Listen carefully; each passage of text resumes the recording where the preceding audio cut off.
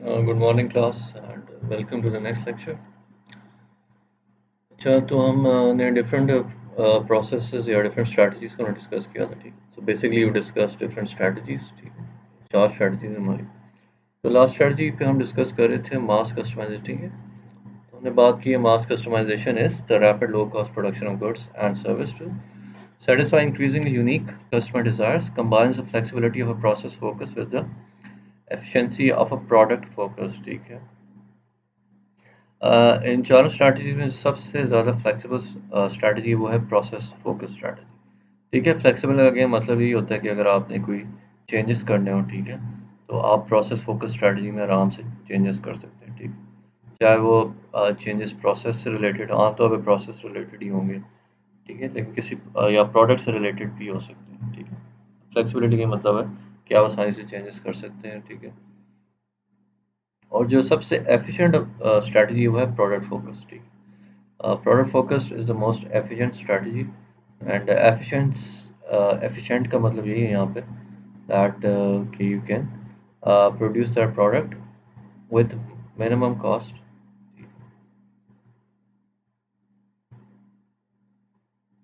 ठीक है जब भी आप किसी फैक्ट्री में कोई चीज़ बना रहे होते हैं तो वो जो कॉस्ट है ना उस प्रोडक्ट को बनाने की दैट इज़ वेरी इंपॉर्टेंट ठीक है चाहे वो वेरिएबल कॉस्ट हो फिक्स कॉस्ट हो इट इज़ रियली इंपॉर्टेंट ठीक है तो आपने कॉस्ट को कंट्रोल रखना है ठीक है उसको कंट्रोल रखना है ऐसा नहीं हो सकता कि कॉस्ट जितनी मर्जी लगे किसी चीज़ को बनाने ठीक है so you have to make sure कि आपकी जो कॉस्ट है वो कंट्रोल है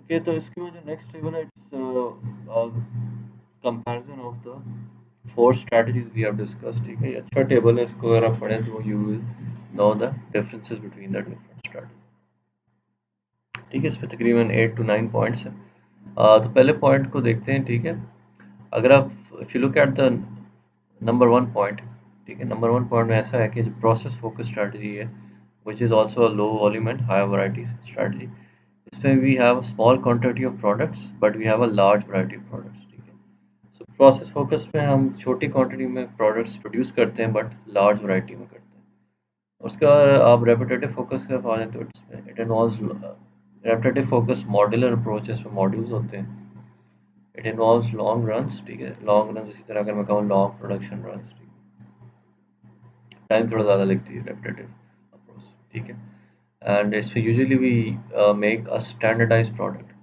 ठीक है विद ऑप्शंस ठीक है स्टैंडर्डाइज प्रोडक्ट होता है यानी कि स्टैंडर्ड फॉर्म होती है प्रोडक्ट की लेकिन उसमें कुछ ऑप्शंस के साथ यानी कि उसमें थोड़े बहुत चेंजेस किए जा सकते हैं ठीक है and it is the product is produced from modules ठीक है वो मॉड्यूल्स के थ्रू गुजर के आता है ठीक है we take some inputs pass them through number of modules फिर हमारे पास फाइनल प्रोडक्ट आता है जिसको हम स्टैंडर्डाइज प्रोडक्ट भी कहते हैं ठीक है फिर प्रोडक्ट फोकस की तरफ आ जाए it's a high volume and low variety process ठीक है we produce a large quantity of products in this but low variety of products ठीक है और फिर मास कस्टमाइजेशन की तरफ आ जाए तो it's again a high volume and high variety यानी कि we produce a large quantity of products but at the same time हम लार्ज वैरायटी ऑफ प्रोडक्ट्स भी प्रोड्यूस कर रहे होते हैं ठीक है सो मास कस्टमाइजेशन में लार्ज क्वांटिटी भी है और लार्ज वैरायटी भी ठीक है वैराइटीज़ में काफ़ी ज़्यादा हो सकती है ठीक है सर आपको बताई थी कि आप अगर डेल से कंप्यूटर ऑर्डर करें ऑनलाइन तो हर कस्टमर का जो कंप्यूटर बन के आएगा वो डिफरेंट होगा दूसरे कंप्यूटर से तो there is very high variety involve हुए ठीक है और यही high variety is most challenging thing about mass customization ठीक है पॉइंट नंबर टू पे आ जाए प्रोसेस फोकस में equipment use is general purpose ठीक है जनरल पर्पस इक्विपमेंट यूज होता है बहुत स्पेशलाइज्ड या बहुत स्पेशल तरह का इक्विपमेंट नहीं यूज होगा in process focus repetitive focus में आए तो क्या special equipment aids and use of an 79 ठीक है तो रेपिटेटिव फोकस में स्पेशल इक्विपमेंट यूज होता है ठीक है प्रोडक्ट फोकस सिर्फ आया तो equipment used is special purpose again ठीक है बट रेपिटेटिव फोकस और प्रोडक्ट फोकस में मेन चीज़ ये है कि आप स्पेशल एड्स यूज करते हैं रेपिटेटिव फोकस प्रोडक्ट फोकस में you just use specialized equipment ठीक है एड क्या होती है एड इज जस्ट लाइक एक आपके पास मेन इक्विपमेंट होता है एक आपके पास एड होती है ठीक है फॉर एग्जांपल आपने दो चीज़ों को जोड़ना है स्क्रू ड्राइवर से ठीक है तो screwdriver is main equipment ठीक लेकिन स्क्रू ड्राइवर को आप जोड़ेंगे कैसे? With the aid of some equipment, ठीक है। वो जो दूसरा इक्विपमेंट जिससे आप स्क्रू ड्राइवर को जोड़ेंगे वो एड है, ठीक। फॉर एग्जांपल आप हैमर यूज़ कर सकते हैं, हथौड़ी यूज़ कर सकते हैं, वो एक एड हो जाएगी, ठीक है। ठीक है, तो इस तरह मास कस्टमाइजेशन की तरफ आ जाए तो rapid change over on flexible equipment, ठीक है। इसमें जो इक्विपमेंट यूज़ होता है वो मेन चीज़ ये है कि वो फ्लेक्सिबल इक्विपमेंट होता है, ठीक है। उस इक्विपमेंट को चेंज भी अक्सर करने की जरूरत पड़ सकती है, ठीक है, बट इट्स क्वाइट फ्लेक्सिबल। जो इक्विपमेंट यूज़ होता है वो आसानी से चेंज भी किया जा सकता है। पॉइंट नंबर 3 पे आ जाए। प्रोसेस फोकस में जो ऑपरेटर्स होते हैं दे आर ब्रॉडली स्किल्ड, ठीक है। यानी कि हम जो लेबर यूज़ कर रहे हैं वो स्किल्ड लेबर है, ठीक है। काफ़ी स्किल्ड लेबर होता है प्रोसेस फोकस। रेपिटेटिव फोकस की अगर हम बात करें, रेपिटेटिव फोकस में जो आपका लेबर है वो ज़्यादा स्किल्ड नहीं है, ठीक है। मॉडेस्टली ट्रेंड है, यानी कि थोड़ा ट्रेंड है but they are not highly skilled, ठीक है। उसकी तरह उसी तरह आप आ जाएँ तो प्रोडक्ट फोकस के ऊपर आ जाएँ, तो प्रोडक्ट फोकस में अगेन जो आप लेबर यूज़ कर रहे हैं दे आर हाईली स्किल्ड, ठीक है।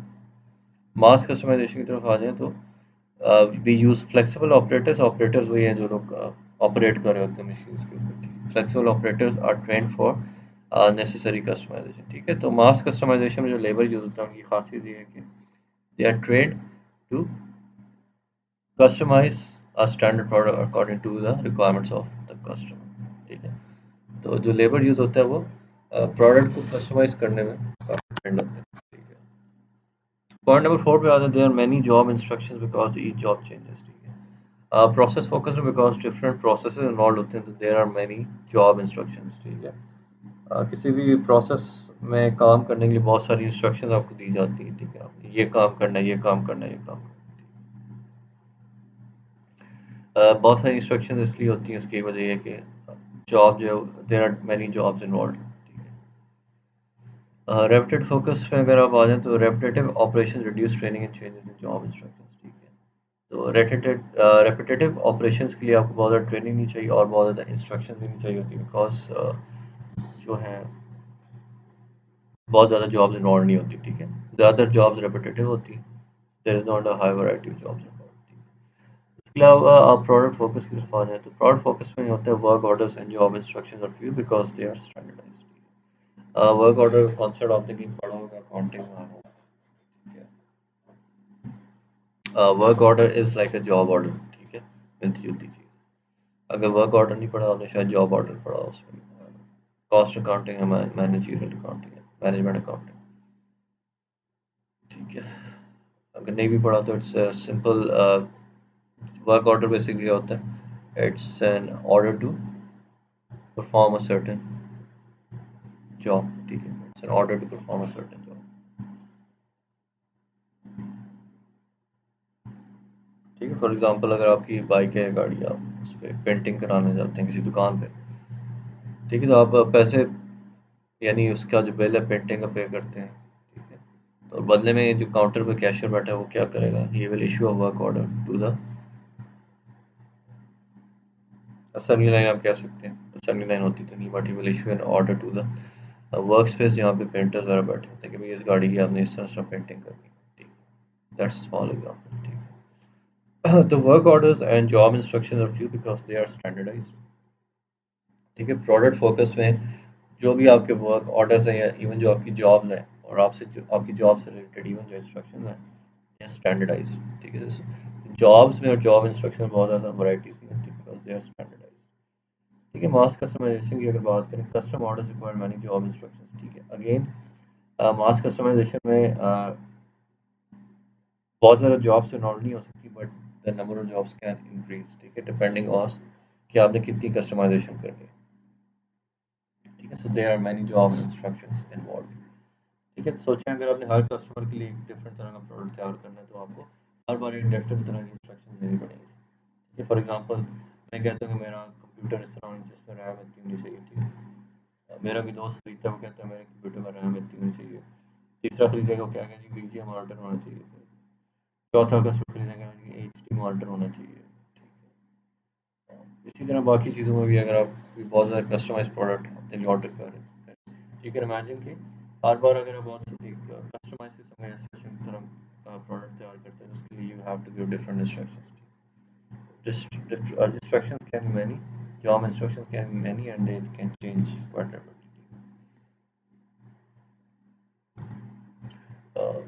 चलिए पॉइंट नंबर 5 पे आ जाए, raw material inventory is high relative to the value of the product. ठीक है, रॉ मटेरियल्स जो ज़्यादा इस्तेमाल होते हैं प्रोसेस फोकस में। रेपिटेटिव फोकस में just in time procurement techniques are used. ठीक है, जस्ट इन टाइम की दोबारा बात करेंगे। Just in time over here simply means कि आप इन्वेंट्री नहीं रखते। ठीक है, प्रोडक्ट फोकस की बात करें तो raw material inventories are low relative to the value of the product. तो प्रोडक्ट फोकस में जो आपकी इन्वेंट्रीज होती हैं वो छोटी होती हैं। ठीक है, you keep small quantities of raw materials. Mass customization की बात करें तो raw material inventories are low relative to the value of the product. Again mass customization में भी रॉ मटेरियल इन्वेंट्री जो लो होती है, आप ज़्यादा रॉ मटेरियल नहीं रखते। ठीक है, पॉइंट नंबर 6 पे आ जाए, work in process is high compare to output. Work in process I hope आपको पता है, आपने शायद मैनेजमेंट अकाउंटिंग पढ़ा हो। वर्क इन प्रोसेस का मतलब होता है कि आप जब किसी जॉब पे काम कर रहे होते हैं, जब तक वो जॉब कंप्लीट नहीं होती, ठीक है, तो उसको हम वर्क इन प्रोसेस कहते हैं। ठीक है, यानी आपने जॉब शुरू कर दी लेकिन वो जॉब अभी इन प्रोसेस है, कंप्लीट नहीं। ठीक है, फॉर एग्जांपल आपने एग्ज़ाम शुरू कर दिया। ठीक है, जब तक वो एग्ज़ाम कंप्लीट नहीं होता वो इन प्रोसेस होगा, उसको हम कहेंगे वर्क इन प्रोसेस। जब वो एग्ज़ाम कंप्लीट हो जाएगा तो उसको हम कहते हैं फिनिश गुड। ठीक है, तो वो एक फाइनल गुड बन के आ जाएगा। तो दैट्स अ स्मॉल एग्जांपल। ठीक है, इसी तरह JIT inventory techniques are used in repetitive focus, इसकी हम ऑलरेडी बात कर चुके हैं। ठीक है, जीआईटी आपने भी पढ़ा नहीं है, JIT stands for just in time. ठीक है, इसको हम बाद में पढ़ेंगे। इसमें प्रोडक्ट फोकस है, work in process inventory is low. ठीक है, आपके पास बहुत सारी जॉब्स वर्क इन प्रोसेस नहीं होती एट टाइम प्रोडक्ट फोकस में। ठीक है, इसलिए आप कहते हैं work in process inventory is लो। यहाँ पे स्पेशली इन्वेंट्री रिलेटेड हम बात करें। ठीक है, जब हम वर्क इन प्रोसेस इन्वेंट्री की बात करें, तो बेसिकली मीन्स कि आपकी जो इन्वेंट्री है, बहुत ज़्यादा इन्वेंट्री वर्क इन प्रोसेस नहीं होगी। ठीक है, मास कस्टमाइजेशन में कहते हैं work in process inventory is driven by JIT. Mass customization में जीआईटी टेक्निक्स का इस्तेमाल होता है, लेकिन work in process inventory is going to be quite low, या नॉन एग्जिस्टेंट होगी या बहुत लो होगी। पॉइंट 7 में आ जाए, the units move slowly through the facility in process focus. और रेपिटेटिव फोकस असेंबली लाइन होती है, assembly line is measured in hours and days. Product focus की तरफ आ जाए, स्विफ्ट मूवमेंट ऑफ यूनिट्स, यानी कि जो प्रोडक्ट्स हैं या जो यूनिट्स उनके रॉ मटेरियल्स हैं, they move swiftly through the facility.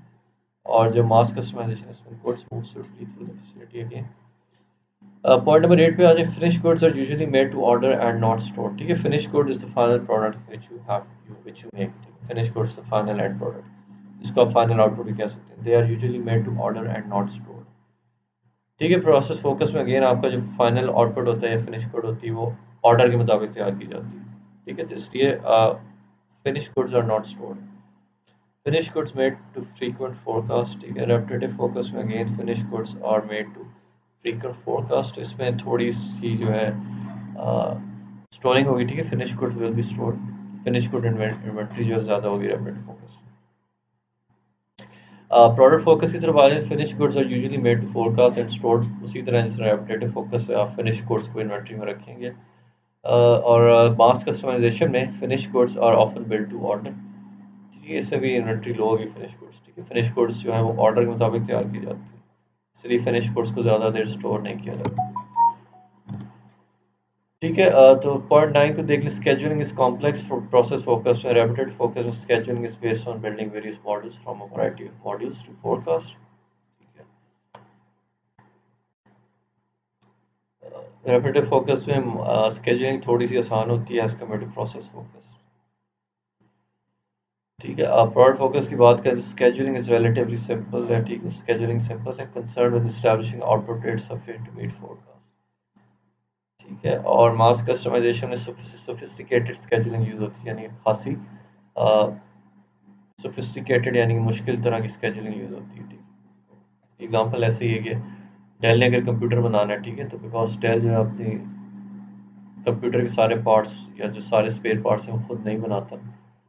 उस वो जो पार्ट्स है वो डिफरेंट कंपनियों से खरीद के फिर उनको असेंबल भी करता है, कुछ चीज़ें खुद बनाता है, कुछ इधर उधर से खरीद के असेंबल करता है। तो उसको जब एक ख़ास कस्टमाइज प्रोडक्ट बनाना पड़ेगा एक ख़ास कस्टमर के रिक्वायरमेंट के मुताबिक, तो उसको डिफरेंट चीज़ें सोर्स करनी पड़ेंगी डिफरेंट कंपनी से, और वो उन चीज़ों की सोर्सिंग जो है वो टाइम पे होना बहुत ज़रूरी है। ठीक है? इस तरह से scheduling is quite sophisticated this.